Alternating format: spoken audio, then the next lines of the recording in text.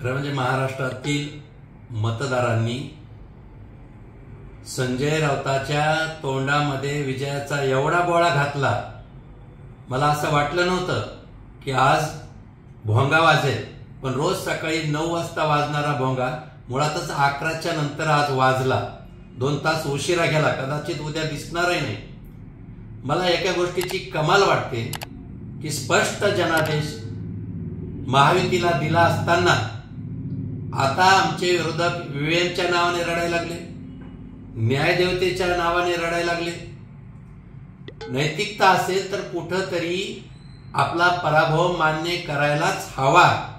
दुसरी महत्वाची गोष्ट म्हणजे संजय राऊत हे कोण आहेत की ते आम्हाला सांगतायत की आता महायुतीचा मुख्यमंत्री कोण राहणार कोण नाही. मला वाटतं यांनी आता दुसऱ्याच्या भाकरी भाजायच्या बंद करायला पाहिजे.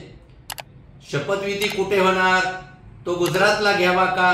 मला तर असं वाटतं की संजय राऊत हेच खरे महाराष्ट्राचे शत्रू होते, शत्रू आहेत.